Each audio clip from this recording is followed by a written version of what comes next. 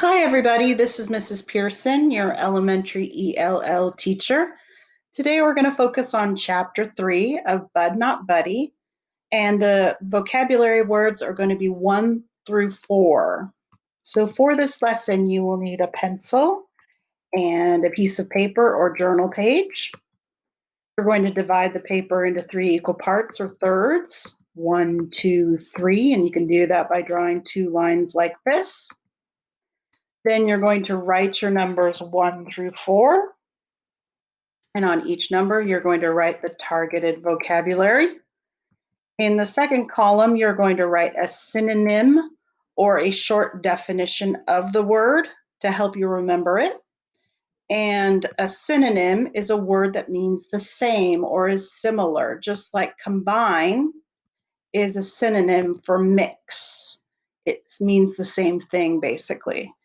If you don't catch the synonym or short definition, that's okay. You can write the word a second time.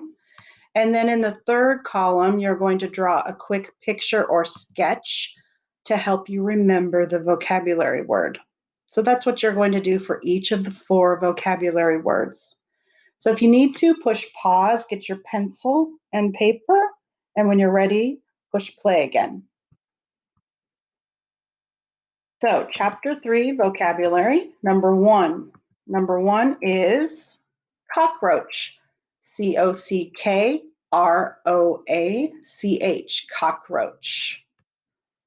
A cockroach is a disgusting bug. Disgusting bug.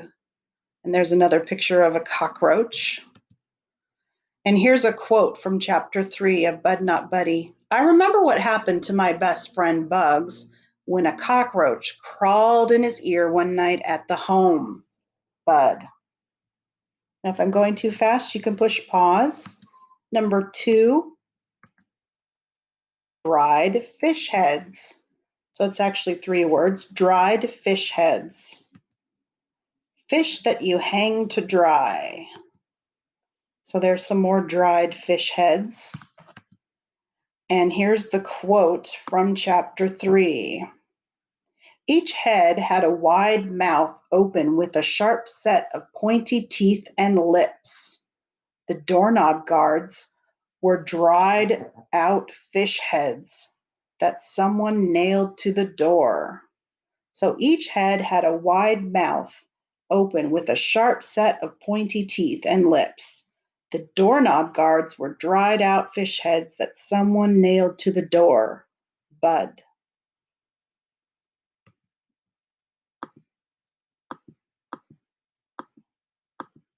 And here's some more vocabulary. Number 3, vampire. V-A-M-P-I-R-E, vampire. What is a vampire? A fictional monster that comes out at night to drink the blood of humans. So you could say a blood drinker, or a fictional monster is a vampire. And here's our quote. Shucks, I couldn't remember for sure if you killed a vampire by driving a stake in its heart or shooting it with a silver bullet. Bud. Number 4, jackknife. J-A-C-K-K-N-I-F-E, jackknife. What's a jackknife? A small, strong pocket knife. A small, strong pocket knife is a jackknife. And here is the quote. I took my jackknife out of my pocket and pulled the blade open. Bud. All right, so make sure you have written vampire and jackknife. And let's check your work. Chapter 3, words 1 through 4. Number 1 was cockroach. A short definition is disgusting bug. 2, dry fish heads. They're hanging fish. 3, vampire, a blood-drinking monster. And 4, jackknife, a small knife. If you need to, push pause. Make sure you have your words written down. and a short definition or a synonym, and a quick sketch to help you remember these 4 words. Now, listen up, and on this slide you don't need to write anything, just listen. Bud uses a lot of figurative language when he talks. Well, what is figurative language? So that's what we're going to talk about next. Figurative language versus literal language. So figurative language, here's an example. He ran like the wind. So if you were to describe what this man is doing in this picture, you could use figurative language and say, he ran like the wind. That's actually a simile because you're comparing how he runs to the wind and you're using the word like. He ran like the wind. Whereas literal language is he ran fast. Here's another example of figurative language or literal. He lost his marbles. He lost his marbles. So literally, this would be the man losing his marbles. Versus figurative, if you lose your marbles, it kind of means you went crazy. So here's a form of figurative language. It's called an idiom. So here's an example of an idiom. It's raining cats and dogs, so take your umbrella. It's raining cats and dogs, so take your umbrella. An idiom is a saying that has a completely different meaning than the actual words themselves. An idiom is a saying that has a completely different meaning than the actual words themselves. Is there literal cats and dogs raining? No, it's just a saying that means it's raining a lot. It's really raining very hard, and it's coming down in buckets. Here's another example of an idiom. An idiom, as cool as a cucumber. So here's the literal cool cucumber. And here's an example. My classmates panicked, but I was as cool as a cucumber when the teacher announced a pop quiz. So to be cool as a cucumber doesn't literally mean you are a cool cucumber. You are very calm. So here's an example from Bud Not Buddy. I walked over to the wood pile, cool as a cucumber, but inside every part of my guts was shaking. So listen again, Chapter 3, Louisville Slugger. What is a Louisville Slugger? Well, this Louisville Slugger bat became popular after hitters like Babe Ruth made it famous. So a Louisville Slugger is a baseball bat. A vampire bat is an animal.